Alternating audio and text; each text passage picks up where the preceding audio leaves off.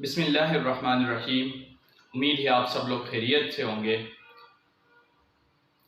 आज जो टॉपिक हम आपके साथ डिस्कस करने जा रहे हैं वो है कि एक कंपनी क्या होती है और कंपनी के टाइप्स कितने हैं और एक कंपनी के ऊपर जो रूल्स एंड रेगुलेशंस अप्लाई होते हैं और उस पर जो इदारे हैं जो उसको मॉनिटर कर रहे हैं वो कौन कौन से हैं। अगर आप लोगों को कंपनी के बारे में कुछ मालूमात है तो नीचे कमेंट सेक्शन में अपनी सजेशन या अपनी जो आप लोगों के पास नॉलेज है वो हमारे साथ भी शेयर करें ताकि हमें भी कुछ लर्निंग के लिए मिले। अच्छा जी, तो आगे बढ़ने से पहले आप लोगों से रिक्वेस्ट है कि डेली नॉक जॉब के नाम से मेरा यूट्यूब अकाउंट भी है, फेसबुक अकाउंट भी है एंड इंस्टाग्राम अकाउंट भी है। तीनों के तीनों अकाउंट मेरे लाइक एंड सब्सक्राइब करें और अपने फ्रेंड्स के साथ शेयर करें और फिर जहाँ पर आप लोग अपना डेली यूजेस ज़्यादा करते हैं वीडियोस को डेली बेसिस पे देखते रहें। अच्छा जी, तो जो कंपनी है मैंने कल और अपने प्रीवियस लेक्चर में भी आप लोगों के साथ डिस्कस किए हुआ था कि कंपनी जो है एक ब्रॉडर कंसेप्ट है। कंपनी का कंसेप्ट जो है वो बहुत वास्ट है, इसलिए कंपनी की तरफ लोग तब आते हैं जब उनका सेटअप बड़ा हो। अमूमन पाकिस्तान में वैसे छोटे बिजनेसेस के लिए भी लोग खोल लेते हैं, लेकिन वो इंशाल्लाह एक नेक्स्ट वीडियो में मैं आप लोगों को बताऊंगा कि छोटे बिजनेसेस के लिए हम या लोग क्यों सजेस्ट नहीं करते कंपनी को। अच्छा जी, कंपनी के मेनली 4 टाइप है। एक को कहते हैं सिंगल मेंबर कंपनी, जिस तरह कल मैं आप लोगों को बताया था कि अगर आप एक बंदे हैं, आप सोलो पर्सन हैं, तो आप सोलो प्रोप्राइटरशिप के अंडर कारोबार कर सकते हैं, आपको डॉक्यूमेंटेशन की इतनी जरूरत नहीं होती। लेकिन कल मैंने आपको साथ साथ बताया था कि एक कंपनी के अंडर भी हो सकता है कि एक सोलो बंदा जिसका कोई पार्टनर वगैरह ना हो वो बिजनेस कर सकता है। तो वो कंपनी में अगर एक सोलो बंदा है, वो कहता है कि मैं कंपनी बनाना चाहता हूँ और मेरे साथ कोई पार्टनर ना हो और ना मैं स्टॉक एक्सचेंज पे अपने शेयर बेचना चाहता हूं, तो वो कौन सी कंपनी बनाएगा? सिंगल मेंबर कंपनी के अंदर वो अपने आप को रजिस्टर करेगा। सही है। और अगर कुछ फ्रेंड्स हो, more than 1 and less than 50, ऐसे फ्रेंड्स हो, कजन्स हो, रिलेटिव्स हो, अगर वो चाहते हैं कि हमने एक कारोबार शुरू करना है लेकिन एओपी में नहीं, पार्टनरशिप में नहीं। कल मैंने आपको क्या कहा था कि पार्टनरशिप में भी 20 पार्टनर तक हम बंदे इकट्ठे होके एक्सपर्टीज या कोई इन्वेस्टमेंट लाके इकट्ठे होके दोस्त एक कारोबार शुरू करते हैं। हम वो एओपी के अंडर भी शुरू कर सकते हैं, एओपी के नाम से रजिस्टर्ड होके भी शुरू कर सकते हैं और कंपनी में रजिस्टर्ड होके भी शुरू कर सकते हैं। तो दूसरा जो हमारे पास कंपनी का जो टाइप है वो है other than single member company. सही है। अगर less than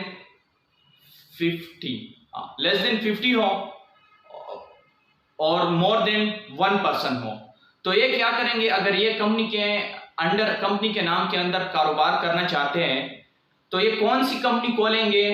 other than single member company खोलेंगे। सही है। तो इनके लिए क्या एडवाइस है कि वो other than single member company खोलेंगे। और फिर other than single member company में यह होता है कि जो मेंबर्स होते हैं ये क्या करते हैं? पहले इनके एक शेयर डिसाइड हुआ होते हैं कि एक शेयर हमारा कितने रुपए का होगा। अब फॉर एग्जांपल 8-10 बंदे हैं, अब उनमें से एक दोस्त या एक कजन, एक रिलेटिव चाहता है कि मैं ये बिजनेस छोड़ के जा रहा हूं, मुझे यार इसके पैसे दे दो, या मैं ये बिजनेस छोड़ के जाना चाहता हूं। तो वो बंदा ऐसे नहीं कर सकता कि बाहर किसी थर्ड पार्टी को वो जो उसके पास शेयर है उस कंपनी के वो सेल आउट कर दे और वो इस बिजनेस में आ जाए। Other than single member company में उस पे ये एक रिस्ट्रिक्शन है कि जब भी वो ये कारोबार छोड़ेगा तो ये उसका जो हिस्सा बनता है वो पहले क्या करेगा? जो इसके कंपनी में और मेंबर्स हैं पहले उन्हें ऑफर करेगा कि मैं कारोबार छोड़ना चाहता हूं, अगर आप लोगों में से कोई इंटरेस्टेड है तो ये मेरे शेयर परचेस करना चाहते हैं तो आप लोग ले लें। अगर आप लोग नहीं लेना चाहते तो मैं फिर बाहर किसी और को सेल आउट कर दूंगा। लेकिन वो बगैर इनको बताए बगैर बाहर किसी और को अपना हिस्सा नहीं बेच सकता। ये उस पर एक रिस्ट्रिक्शन है। और इसमें जो डायरेक्टर्स होते हैं या जो कंपनी चलाने वाले हैं वो कुछ और बंदे होते हैं या इन्हीं से में होते हैं या इन लोगों ने किसी बंदे को हायर किया हुआ होता है जो कि उनके डायरेक्टर्स होते हैं। लेकिन इसमें ऑनर्स जो होते हैं वो मैक्सिमम क्या होते हैं 50 ऑनर्स होते हैं। और जो ये मेंबर्स होते हैं ना, ये सारे के सारे कंपनी के क्या होते हैं, मालिक ही होते हैं। और जो बंदे चलाने वाले, ये भी अब पॉसिबल है कि शायद ये चलाने वाले सारे के सारे यही अपने बंदे हो या चलाने वाले कुछ और हो, मतलब सैलरी पे ऐड किया हुआ हो, उनको पेमेंट मिल रही हो, और जिन्होंने इन्वेस्टमेंट की वो कोई और हो। और जो सिंगल मेंबर कंपनी है उसमें भी ये पॉसिबल है कि जिस बंदे की इन्वेस्टमेंट है और जो बंदा है जिसकी कंपनी है वो इस कंपनी को चला भी सकता है और इन्वेस्टमेंट भी उसकी होती है और सारा का सारा वो खुद ब खुद वो सारा का सारा कंपनी का काम संभाल सकता है। या वो ये भी कर सकते हैं कि किसी बंदे को हायर कर ले और वो उसका काम देखे। सही है। और फिर एक थर्ड टाइप जो कंपनी की होती है वो है अनलिस्टेड पब्लिक कंपनी। अब अनलिस्टेड पब्लिक कंपनी का से क्या मुराद है? अब देखें, अब अगर 50 से ज्यादा मेंबर्स हो जाए, मैंने आपको क्या कहा कि अगर एक मेंबर है, अगर एक बंदा है वो कारोबार कंपनी के अंदर शुरू करना चाहते हैं तो वो कौन से कंपनी के अंदर अपने आप को रजिस्टर करेगा? Single member company. अगर मोर देन वन हो और इक्वल टू 50 या लेस देन 50 हो तो वो किसके अंडर रजिस्टर अपने आप को करेगा? Other than single member company के अंडर वो अपने आप को रजिस्टर करेगा। सही है। और अगर 50 से ज्यादा हो जाए और वो चाहते हैं कि मेरे जो शेयर्स है वो स्टॉक एक्सचेंज पे सेल आउट ना हो, उसकी ट्रेड ना हो, लेकिन वो बंदे 50 से ज्यादा हो, तो वो कौन सी कंपनी रजिस्टर करवाएंगे? वो करेंगे other than unlisted public company के अंडर वो अपने आप को रजिस्टर करेंगे। अब यहां पर एक रिस्ट्रिक्शन इसमें नहीं है जो कि other than single member company में था ना, कि अगर उसमें से कोई भी मेंबर वो बिजनेस कारोबार छोड़ के जाना चाहता हो तो उसके लिए रिक्वायरमेंट थी कि वो पहले अपने मेंबर्स को, जो करंट मेंबर्स हैं, उनको वो ऑफर करेगा कि अगर आप में से तो कोई खरीदना नहीं चाहता, अगर वो सब कह दे कि नहीं हम में से कोई भी आपके शेयर खरीदना नहीं चाहता, तब जाके वो मार्केट में अपना शेयर सेल आउट कर सकता है, लेकिन स्टॉक एक्सचेंज पे नहीं। इसी तरह पब्लिकली फ्रेंड्स को किसी को ऑफर करके सेल आउट कर सकता है। और जो ये थर्ड टाइप है उसमें ये फायदा है कि उसको ये रिक्वायरमेंट, उस पर ये रिस्ट्रिक्शन नहीं है। ये अनलिस्टेड पब्लिक कंपनी का जो मेंबर है जिसमें मोर देन 50 मेंबर्स होते हैं, अगर उसमें से कोई भी मेंबर अपना शेयर सेल आउट करना चाहते हैं तो वो बगैर किसी दूसरे मेंबर को बताए हुए अपना शेयर किसी दूसरे को बेच सकता है, लेकिन फिर स्टॉक एक्सचेंज पे नहीं। सही है। वो किसी और बंदे को ग्रुप्स में प्राइवेटली किसी के साथ मुलाकात करके अपना शेयर बेच सकता है। सही है।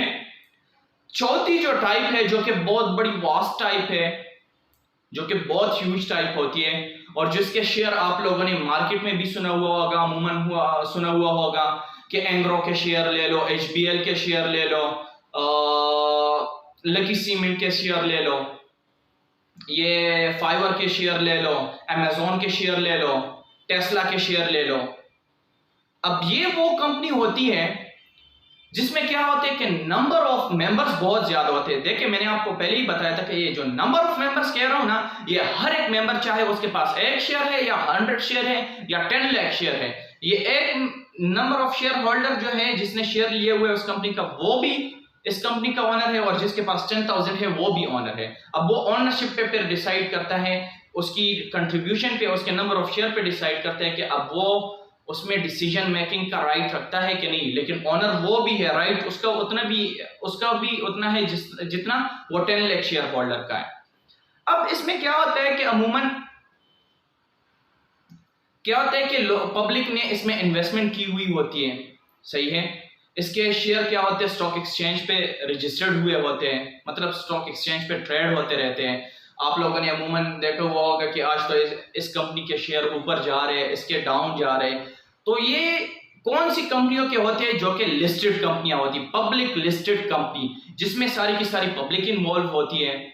वो तो टाइप टू टाइप कंसिडर करते हैं कि अब उसके number of available share in markets कितने हैं, कितने लोग अब उसमें कितने नंबर ऑफ शेयर परचेस कर सकते हैं, वो एक अलग कहानी है। लेकिन सिंपल आप लोगों को समझाने के लिए कि अगर एक इंडिविजुअल बंदा है तो वो कौन सी कंपनी खोलेगा, सिंगल मेंबर कंपनी खोलेगा, सही है। अगर मोर देन 1 हो और लेस देन 50 हो तो वो कौन सी कंपनी खोलेगा, other than single member company के अंडर वो रजिस्टर्ड होगा, लेकिन उस पर रिस्ट्रिक्शन ये है कि वो उसमें से अगर कोई भी मेंबर जो शेयर होल्डर है अगर वो अपना शेयर सेल आउट करना चाहे तो वो पहले जो मौजूदा करंट मेंबर है उनको वो ऑफर करेगा, उनमें से अगर कोई नहीं लेना चाहते तब वो जाके मार्केट में जाके दूसरों को, मतलब मार्केट में वो प्राइवेटली दूसरों को ऑफर करेगा। और जो पब्लिक अनलिस्टेड कंपनी है, ये तीसरी टाइप है जिसमें मोर देन 50 मेंबर्स होते हैं और उसके भी शेयर्स जो है, शेयर होल्डर जो है अगर शेयर सेल आउट करना चाहता है तो वो अपने करंट मेंबर को उसको बताने की जरूरत नहीं है, वो डायरेक्ट क्या करेगा, प्राइवेटली किसी के साथ मुलाकात करके अपना शेयर सेल आउट कर सकते हैं। और जो fourth and big type of company है वो है पब्लिक लिस्टेड कंपनी। उसमें क्या होता है कि मेंबर जो होता है बगैर किसी दूसरे करंट मेंबर को बताए हुए ऑनलाइन जो है एक क्लिक पे अपना शेयर सेल आउट कर सकते हैं, उसको प्राइवेटली किसी को सेल आउट करने की जरूरत नहीं है, वो किसी पे भी सेल आउट कर सकते हैं, उस पर कोई रिस्ट्रिक्शन नहीं है, सही है। ये 4 टाइप ऑफ कंपनीज हैं। अब पहले इसके लिए है कि अगर जब हम कंपनी बनाना चाहते हैं तो उसके लिए हम पहले क्या करेंगे, एक सुटेबल नेम डिसाइड करेंगे। ये एक ऑनलाइन सारा प्रोसेस होता है। जब हम नेम डिसाइड करते हैं तो ये एप्लीकेशन कहाँ पर फाइल करना होता है, ये security exchange commission of Pakistan को ऑनलाइन गूगल पे पेज है जहां पर आप जाए और आपको वहां पर एक रजिस्ट्रेशन ऑफ कंपनी का टैब मिलेगा, वहां पर जाके आपको पहले कहेगा कि reserve your name for your company. तो आप जब अपने लिए नेम रिजर्व कर लेते हैं, सही है कि ये मैं नेम अपने कंपनी का रखना चाहता हूं, तो एससीसीपी आपको विद इन फ्यू डेज ये बता देता है या विद इन 1 डे कि आपने जो नाम डिसाइड किया हुआ है इस नाम पे तो कोई और कंपनी रजिस्टर्ड नहीं है। अगर कोई और कंपनी रजिस्टर्ड है तो वो आपको नाम अलॉट नहीं किया जाता, या आपका नाम कोई ऐसा तो नहीं है जो कि किसी मजहब के सेंटिमेंट्स को अफेक्ट करे, तब भी आपको नाम अलॉट नहीं किया जाएगा, सही है। ये सब चीजें होने के बाद जब आपको कह दिया जाए कि जो आपने नाम डिसाइड किया हुआ है ये एक यूनिक नेम है, तो आपके पास 30 डेज 40 to 30 डेज होते हैं कि आप उस नाम पे कंपनी बना ले। अगर आपने वो कंपनी पे नाम नहीं बनाया जो आपने उसको बताया हुआ है तो वो डिस्क्वालीफाई हो जाते हैं नाम पे, वो आप नाम नहीं रख सकते, फिर जब वो दोबारा आएगा तब जाके रखेंगे। तो उसके बाद क्या हो जाता है कि आप memorandum of association and article of association अपनी कंपनी का बताते हैं। मेमोरेंडम ऑफ एसोसिएशन में होता है कि आप बताते हैं कि जो मैं कारोबार शुरू करूंगा वो किस चीज का कारोबार होगा, मेरा ऑथराइज्ड कैपिटल कितना होगा, इशूड शेयर कैपिटल कितना होगा, सही है। ये सब चीजें उसमें होती है। सब्सक्राइबर कौन थे, कंपनी बनाने वाले कौन थे, डायरेक्टर्स कौन है, चीफ एग्जीक्यूटिव कौन, ये आर्टिकल ऑफ एसोसिएशन में फिर होता है, सही है। इसके ये मुख्तलिफ डॉक्यूमेंट्स है जो कि हम बनाते हैं, बनाए जाते हैं कंपनी के लिए। तो ये सारी की सारी डॉक्यूमेंटेशन होने के बाद आपको एक ऑडिट रिपोर्ट, मतलब वो एक डॉक्यूमेंट इशू किए जाते हैं, फिर आपको कहते हैं कि ये इस डॉक्यूमेंट को क्या करें, एक ऑडिटर से साइन करवा ले, स्टैम्प करवा ले, उसके बाद हमें फिर एससीसीपी पे अपलोड करने होती है और उसके बाद हम फाइनली कंपनी हमारी रजिस्टर्ड हो जाती है। तो ये सारा का सारा प्रोसेस क्या है, कंपनी बनाने का इस तरह प्रोसेस होता है। और पहले मैंने आपको 4 टाइप बता दिए कि कौन से 4 टाइप्स होते हैं। तो इंशाल्लाह हम अपनी नेक्स्ट वीडियो में आप लोगों को ये फिर साथ साथ बताएंगे कि कंपनी के क्या क्या डिसएडवांटेजेस हैं और क्या क्या एडवांटेजेस हैं।